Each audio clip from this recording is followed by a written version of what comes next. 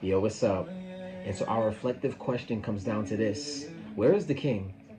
We're going to be looking at 1 Samuel chapter 16, verses 1 to 13.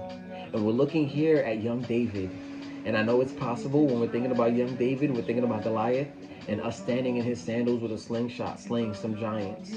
But right now, I believe that there's somebody else that we could also see that we relate to in this narrative. And so we got God instructing his prophet Samuel to go to Bethlehem, because in Bethlehem he's going to get in contact with Jesse.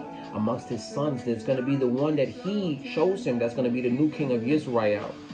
And so he goes there, gets in contact with Jesse, and Jesse starts off with showing him his oldest sons to the youngest. And I believe he starts off that way because the oldest is who he's known the longest. He's got the most experiences and just the most memories with. He's most familiar with him. And in our own lives, how often do we resort or do we choose the ones that we're most familiar with? And in this specific situation, to be the one that's going to be king and lead us in our lives.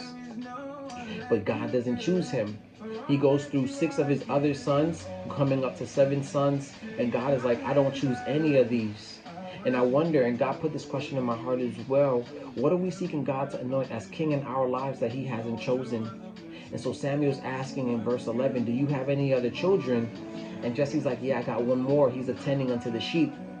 And what's interesting is Jesse's name means I possess in Hebrew. And David's name means beloved. And so Jesse is in possession of the beloved one, and he's tending unto the sheep. And God had me wondering, do I have him functioning in one aspect of my life and no other space? We've got him shepherding, which is not a bad thing. He's overlooking something that's so important as it contributes to their income and to what sustains them, between the wool, maybe the meat, the milk, the sheep itself, and it being sold. And there's not a problem with God overseeing those things, but is he only functioning over what we want him to bless? Bless my education and my job. Bless my work and my promotions and my relationships. But outside of those spaces, we don't want him to move. I don't want him to move. But God is like, yo, he doesn't want to only be shepherd, but he wants to be king. David was there, but he just wasn't invited into the ceremony. God is present, but he's waiting for the invitation for us to allow him to receive the anointing as king in our lives. This anointing ceremony was going on, and Samuel's like, I cannot sit down until you go get David. And the Hebrew is so interesting, and you got to go check it out.